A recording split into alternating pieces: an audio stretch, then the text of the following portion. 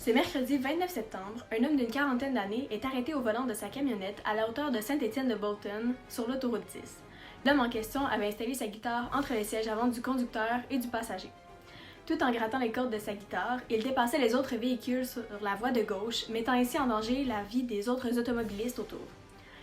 Il recevra une contravention de 1 550 $ et il aura un ajout de 4 points d'inaptitude à son dossier. Selon vous, est-ce que cette nouvelle est véridique? Vous aurez 10 secondes pour y réfléchir.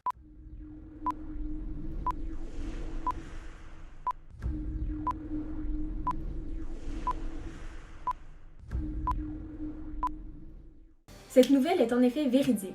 Les médias d'information comme Radio-Canada sont des sources qui sont habituellement fiables. L'article présente aussi très peu, voire même aucune faute, et ce sont des faits qui sont vérifiables.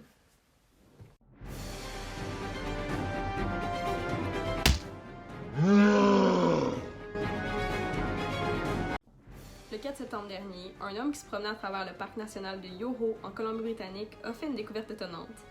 En effet, il a découvert une carcasse de grizzly femelle. Le grizzly serait décédé dû aux suites d'une blessure causée par une chèvre de montagne. Selon une nécropsie menée par Parc Canada, la chèvre se serait défendue à l'aide de ses cornes pointues, ce qui aurait causé des blessures majeures à l'animal et, par la suite, a causé le décès du grizzly. Mais selon vous, est-ce une nouvelle véridique? Vous aurez 10 secondes pour y penser.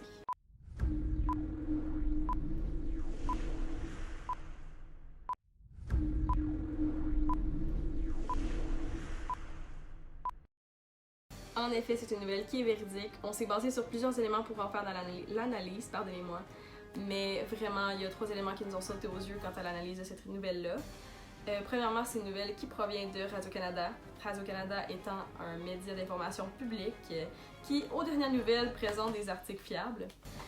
Deuxièmement, c'est un article qui est écrit de façon neutre et impartiale, c'est-à-dire qui ne présente pas d'opinion. Et troisièmement, c'est un article qui a été écrit selon nous dans le but d'informer.